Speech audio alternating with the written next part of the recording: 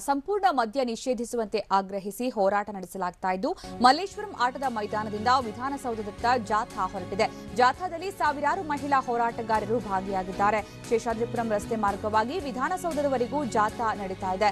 Link road, Anandrao circle, freedom park, KR ವೃತ್ತದ ಮೂಲಕ ವಿಧಾನಸೌಧದವರೆಗೂ ಕೂಡ ಮೆರವಣಿಗೆ ನಡೆಸಲಾಗ್ತಾ ಇದ್ದು ರ್ಯಾಲಿ ತೆರಳುವ ಮಾರ್ಗಗಳಲ್ಲಿ ಕೆಲಕಾಲ ವಾಹನಗಳಿಗೆ ತಡೆ ಒಡ್ಡಲಾಗಿದೆ. ಪ್ರತಿಭಟನಾಕಾರರು ತೆರಳುವ ಮಾರ್ಗಗಳಲ್ಲಿ ಪೊಲೀಸ್ ಭದ್ರತೆಯನ್ನ ನೀಡಲಾಗಿದ್ದು ಮುಂಜಾಗ್ರತಾ ಕ್ರಮವಾಗಿ ಹೆಚ್ಚುವರಿ ಪೊಲೀಸರನ್ನ ನಿಯೋಜನೆ ಮಾಡಲಾಗಿದೆ. ರಾಜ್ಯದ ವಿವಿಧ ಭಾಗಗಳಿಂದ ಮಹಿಳೆಯರು ಆಗಮಿಸಿದ್ದು ಹೋರಾಟಕ್ಕೆ ಹಿರಿಯ ನಟಿ ರಂಗಕರ್ಮಿ ಅರುಂಧತಿ ನಾಗ್ ಕೂಡ ಸಾಥ್ ಕೊಟ್ಟಿದ್ದಾರೆ. ಜಾಥಾ ಸಾಗುವ ಸಿಗ್ನಲ್ಗಳಲ್ಲಿ ವಾಹನಗಳಿಗೆ ಪೊಲೀಸರು ತಡೆ ಒಡ್ಡಿದ್ದು ಮಹಿಳೆಯರ ಜಾಥಾ ಸಾಗುವ ಮಾರ್ಗದಲ್ಲಿ ಇರುವಂತಹ ಮದ್ಯದ ಅಂಗಡಿಗಳನ್ನು ಬಂದ್ ಮಾಡಲಾಗಿದೆ.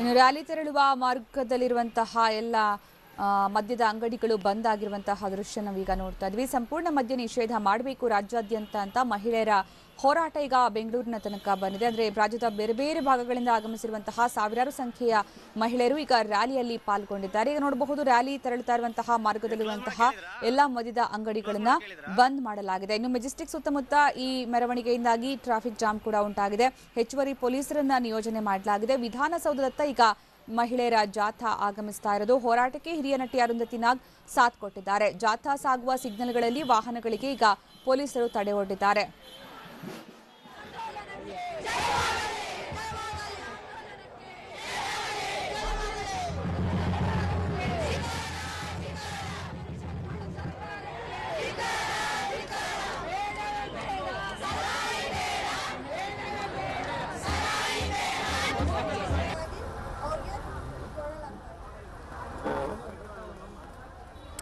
ನಮ್ಮ ಜೊತೆ ಕರ್ನಾಟಕದಲ್ಲಿ